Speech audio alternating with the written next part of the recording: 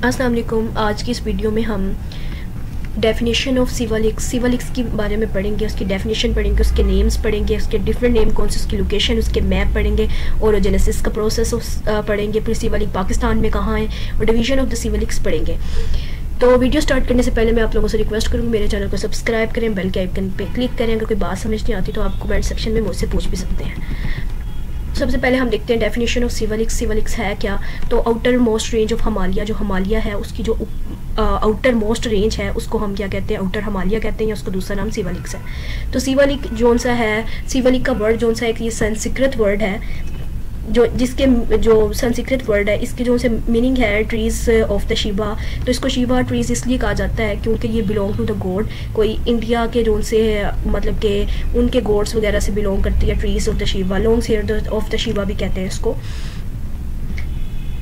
फिर नेक्स्ट हम देखते हैं कि इसके अदर नेम्स कौन से हैं सिवलिक्स के।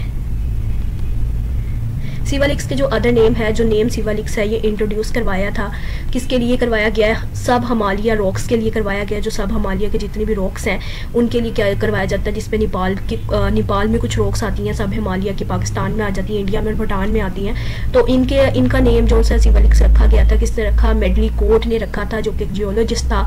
इसने 1864 में इसका नेम रखा सिवलिक, ये सब हिमालय रॉक्स का। सिवलिक्स या शिवलिक्स हिल्स जो सी हैं इन्हें मेनक पर्वत भी कहते हैं, और ये पहले वक्तों में कहा जाता था। इसको चूरिया हिल्स भी कहते हैं और आउटर हिमालय भी कहते हैं।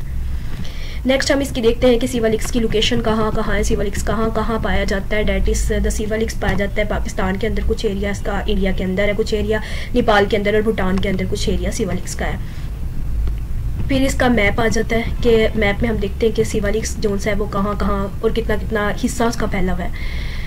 तो ये देखें कि नेपाल के अंदर जोन सा सिवलिक है उसका काफ़ी हिस्सा है, जो रेड ये येलो सी लाइन जा रही है, इससे ये बता रही है कि ये सिवलिक जोन सा है, ये एरिया, ये पाकिस्तान के अंदर इतना एरिया है, इंडिया के अंदर तो काफ़ी ज़्यादा और नेपाल के अंदर है, लेकिन भूटान के अंदर काफ़ी थोड़ा सा है सिवलिक का एरिया।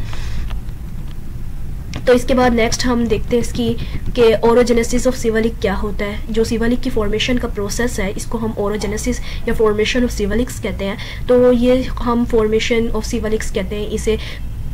तो ये इसकी ओरोजेनेसिस कब स्टार्ट हुई है, मियोसीन या प्लेस्टोसीन पीरियड के अंदर इसकी, या अर्ली मियोसीन पीरियड के अंदर ये प्रोसेस स्टार्ट होता है सिवलिक्स का की फॉर्मेशन का।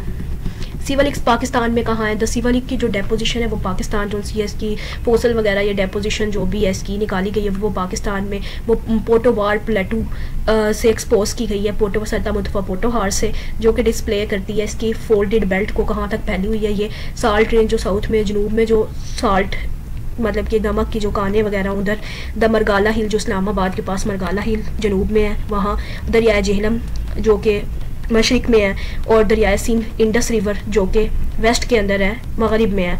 तो यहाँ तक ये सिवलिक्स हिल्स पाकिस्तान में फैली हुई हैं।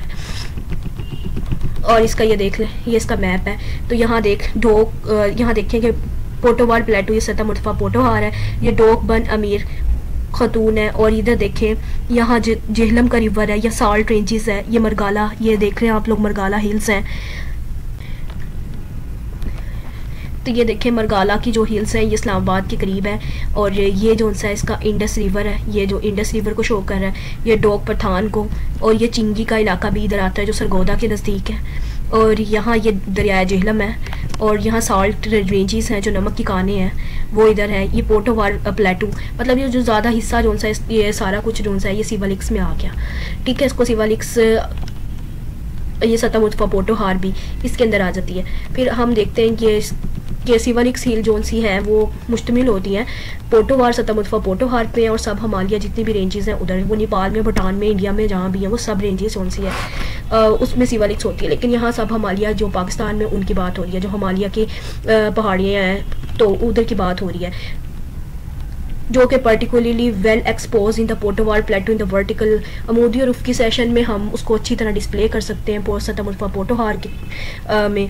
और आगे देखते हैं कि पोटोहार की जो मतलब कि एक पोटोहार में जो हमारे फोसल रिकॉर्ड मिले हैं उनमें नियोजन मैमलियन के फोसल रिकॉर्ड ज़्यादा हैं। और इसके अलावा ये जो फोसल रिकॉर्ड है ये लेबॉर्ट्री स्टडी, हम इसकी फोसल रिकॉर्ड की लेबॉर्ट्री स्टडी करते हैं जो कि हमें बताती है बायोक्रोनोस्टेटोग्राफी बताती है। जब हम इधर के फोसल या इधर की स्टडी करते हैं तो हम इसकी 3 चीज़ों को स्टडी करते हैं। एक तो बायोक्रोनोस्टेटोग्राफी की, बायोक्रोनोस्टेटोग्राफी ये होती है कि जो स्टेटा बनते हैं, ज़मीन की जो लेयरिंग्स होती हैं, लेयर बनती है, और एक मतलब फोसल हो गया, ये वो धस गया, उसके ऊपर एक और फोसल आया, जो नीचे वाला था वो ओल्डर स्टेटा हो गया, जो उससे ऊपर आया वो न्यू स्टेटा हो गया। इस तरह ये जो स्ट्रेटिफिकेशन हो रही होती हैं फोसल की वजह से। तो ये फिर पीलियो इकोलॉजी की स्टडी हम करते हैं और पीलियो क्लाइमेटोलॉजी की, कि इस जैसे कि हम कह सकते हैं कि जो इस फोसल की स्टडी को हम करके हम ये देखते हैं कि इधर एक वक्त में एक क्लाइमेट था, लेकिन अब वक्त गुजरने के साथ साथ यहाँ क्लाइमेट चेंज हो गया। हम ये फाना या फ्लोरा जो नबातात या जमादार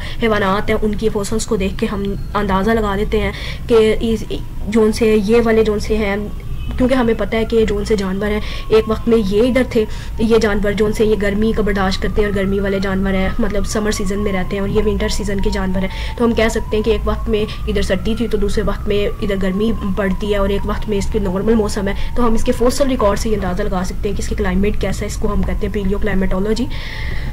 उसके बाद डिवीजन ऑफ सिवलिक्स आ जाती है। बायोस्ट्रेटोग्राफी की बेस पे सिवलिक्स हिल्स को 3 हिस्सों में डिवाइड किया जाता है, लोअर सिवलिक, मिडल सिवलिक्स और अपर सिवलिक्स के अंदर। अब हम देखते हैं कि अपर सिवलिक्स जोन सी है वो कितनी उसकी थिकनेस है, उसकी 23 मीटर उसकी जोन सी है, कितनी उसकी थिकनेस है 2300 मीटर जोन सी है इसकी थिकनेस है। और मिडल सिवलिक्स की 1400 m से लेके और 2000 m तक है। उसके बाद हम देखते हैं कि लोअर सिवलिक्स की कितनी है, लोअर सिवलिक्स की है 1600 m।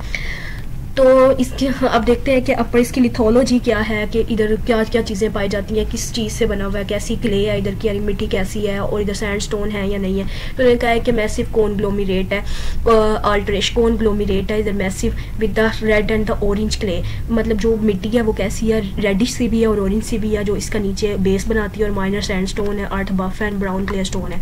सैंडस्टोन होते क्ले होते हैं, कॉन्ग्लोमरेट अल्ट्रेशन मतलब तब्दीलियाँ आती रहती हैं, स्ट्रेटिफिकेशन होती रहती है। तो इसको उन्होंने बताया। फिर उन्होंने मिडल सिवलिक्स में बताया कि जो सैंडस्टोन है इधर वो बता रहे हैं कि क्ले ज़्यादा है और सैंडस्टोन माइनर है, इधर बता रहे हैं कि सैंडस्टोन बहुत ज़्यादा है और माइनर ही मतलब कि कॉन्ग्लोमरेट अल्ट्रेशन वगैरह होती हैं। और लोकल क्ले स्टोन जो वेरीगेटेड क्ले स्टोन जो से हैं वो इधर होते हैं। प्रीडोमिनेटली जो कोर्स ग्रेन सैंडस्टोन है, मतलब इस तरह के दानेदार या फिर कह लें कि हम ग्रेन की तरह की इधर सैंडस्टोन है, यहाँ ऐसी जगह है वो खुरदुरी सी। तो रेड क्ले अल्ट्रेशन है, इधर सॉफ्ट पेबली है, पेबली मतलब छोटे छोटे कंकर्स वगैरह सोर्स है। With the subordinate clay stone है, local thick prism of the conglomerate है। इसी तरह जो लोअर सिवलिक्स उसमें रेड क्ले है और with the intercalation of the medium to fine grain stone, छोटे छोटे जो से ज़रात होते हैं रेत के इधर वैसा है। और the alteration of the fine to medium grain है, छोटे और मतलब कि सही भी हैं, मीडियम भी हैं और छोटे भी हैं, बहुत फाइन से ग्रेन्स हैं, दाने से हैं। स्पोर्डिकली पेबली सैंडस्टोन है, छोटी छोटी कंकरियों नुमा कैंस हो रहे हैं। कैल्केशियस सीमेंट है, मतलब कैल्शियम वाला सीमेंट है। एंड प्रीडोमिनेटली चॉकलेट्स हैं। द मैरून कौन सा है, क्ले स्टोन है। क्ले स्टोन किस कलर की है, मैरून कलर की है इन द मिडल पार्ट में और उसकी थिकनेस कौन सी है 16 m है। तो आज के लिए इतना ही। अगर वीडियो पसंद आती है तो आप इसे शेयर करें और मेरे चैनल को सब्सक्राइब करें। अल्लाह हाफिज़।